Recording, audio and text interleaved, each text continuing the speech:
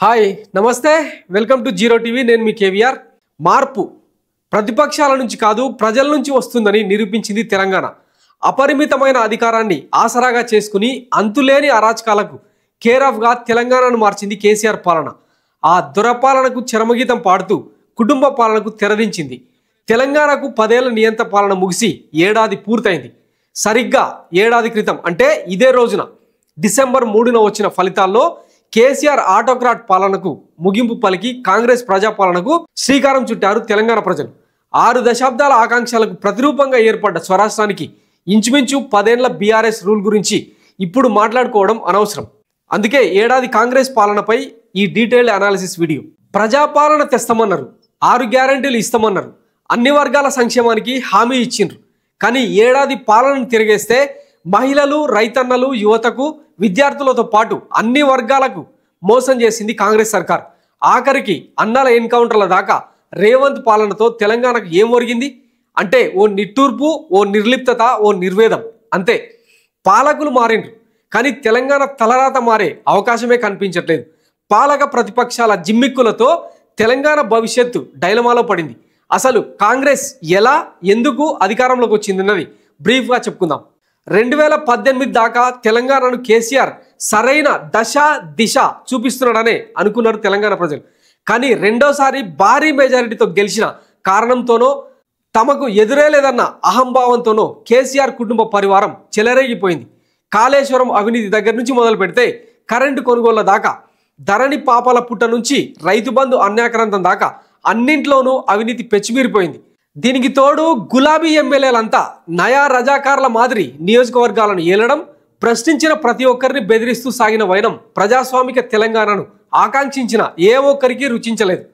సమకాలీన రాజకీయాల్లో దోపిడీ అవినీతి కామన్ అన్న భావన అందరిలోనూ ఏర్పడింది కానీ జనాన్ని ఇబ్బంది పెడుతూ దండుపాల్యం ముఠాల దోచుకున్న తీరు గులాబీ పాలనను అసహ్యించుకునేలా చేసింది ఆ అసహ్యం ఆక్రోశం కాంగ్రెస్కు కలిసొచ్చింది దాంతో 10 ఏళ్ల కేసీఆర్ పాలనకు తెరపడింది నిజానికి 6 గ్యారెంటీలకు 420 హామీలకు 92.5 లక్షల మంది కాంగ్రెస్కు ఓటేయలేదు కేసీఆర్ పాలనకు వ్యతిరేకంగా ఇచ్చిన మ్యాండేట్ అది మధ్యలో బీజేపీ కనుక లేకపోతే బీఆర్ఎస్ పతనం మరింత దారుణంగా ఉండేది ఇది తెలంగాణలో ప్రతి ఒక్కరికి తెలిసిన వాస్తవం 2023 డిసెంబర్ 7న ముఖ్యమంత్రిగా ప్రమాణ స్వీకారం చేసిన రేవంత్ రెడ్డి 6 గ్యారెంటీల అమలుపై తొలి సంతకం చేసిండు ఏడాది అయినా ఆ 6 గ్యారెంటీలు అమలవుతున్నాయా అంటే అంతా తెరిచిన పుస్తకమే ఉచిత బస్సు ప్రయాణం డిఎస్సితో సహా కొన్ని ఉద్యోగాలకు నోటిఫికేషన్లు ఆరకోరాగా చేసిన రుణమాఫీ లాంటి తప్పితే చెప్పుకోదగ్గ మార్పులేవి ఈ ఏడాది పాలనలో తెలంగాణ ప్రజలు రుచి చూడలేదు పెంచిన పెన్షన్ ఇయ్యలే రైతు భరోసా వేయలే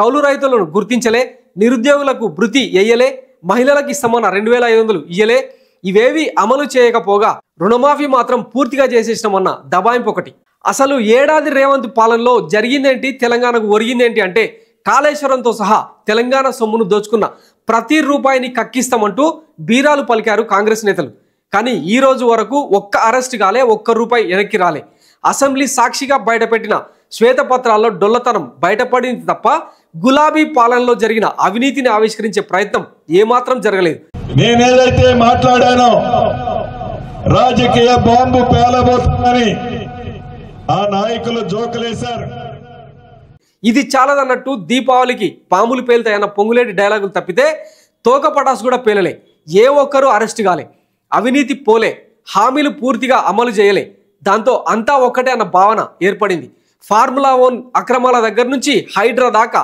ధరణి భూభాగోతం నుంచి కాళేశ్వరం బిల్లుల దాకా ప్రతి దాంట్లోనూ అవినీతి జరిగిందన్నది వాస్తవం కానీ ఏ ఒక్క కేసులోనూ ఏ ఒక్క గులాబీ నేత గులాబీ సర్కార్కు ఊడిగం చేసిన ఏ ఆఫీసర్ కూడా అరెస్ట్ కాలే కేటీఆర్ లాంటోడైతే జైలుకు తోలుతారా పోయి హాయిగా యోగా చేసుకుంటా 3 నెలల స్లిమ్ అయి వస్తా అని ధీమాగా చెప్పడం గులాబీ నేతల జీ బలుపును చూపడమే కాదు కాంగ్రెస్ అసమర్థ పాలనను కళ్ళగట్టింది వేస్తే వేసుకో ఉత్సాహ నాకేం ఫరక పడేదేం లేదు ఓ 2 నెలలు 3 నెలలు నువ్వు జైల్లో పెట్టి పైశాచిక ఆనందం పొందుతా అంటే నాకేం అభ్యంతరం లేదు మంచిగా పోతా యోగా గీగా చేసుకొని ట్రిమ్గా వస్తా పాదయాత్ర ఎక్కుతా మొత్తం మీద అరెస్టులపై కొండంత రాగం తీయడం తప్ప రేవంత్ సర్కారు ఏమీ చేయలేదన్న కంక్లూజన్కి వచ్చారు తెలంగాణ ప్రజలు దీనికి తోడు అధికార పక్షం కంటే దూకుడుగా ప్రతిపక్షం పేటరేగిపోతుంటే చేష్టలడిగి చూస్తున్న తీరు తెలంగాణ ప్రజల్ని ముక్కున వేలేసుకునేలా చేస్తుంది నిజానికి రేవంత్ పాలన మీద ఇప్పటికీ పూర్తి స్థాయి వ్యతిరేకత లేదు అలాగని కేసీఆర్ మీద అంతెత్తున ఓ సానుభూతి కురుస్తున్న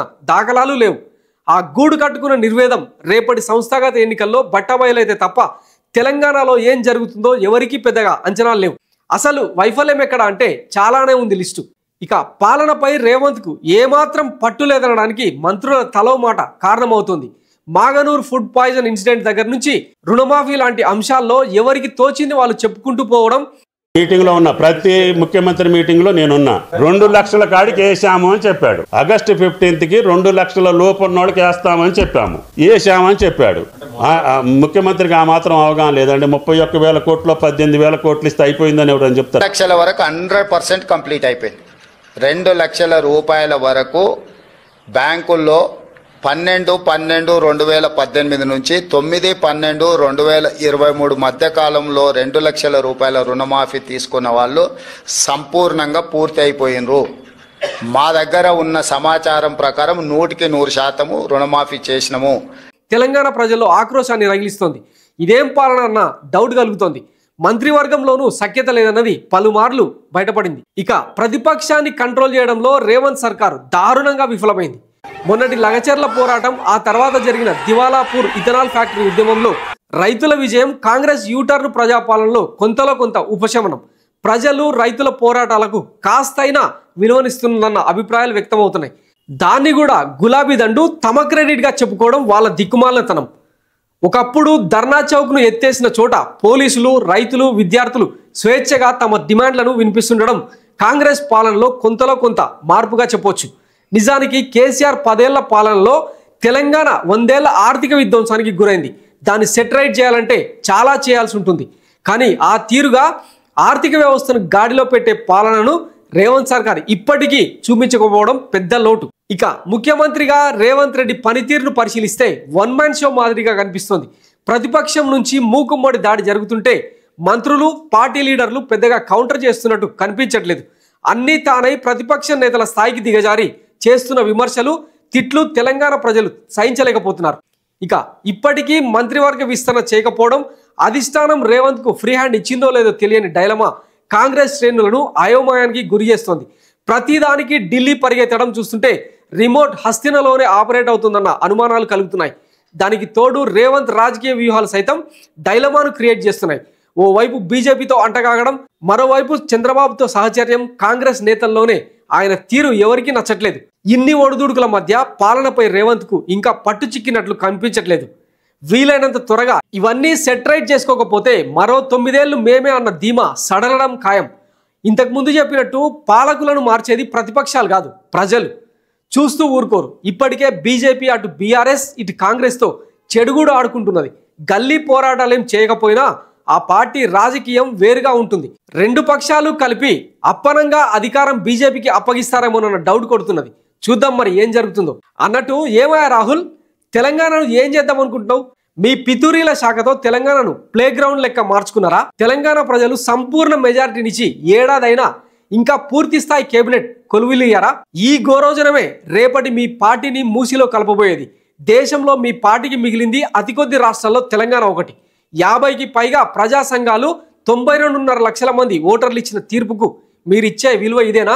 మీ రిమోట్ కంట్రోల్ పాలన ఇలాగే సాగితే ఉన్న ఈ కాసిని వెంట్రుకలు కూడా ఊడతాయి, జాగ్రత్త.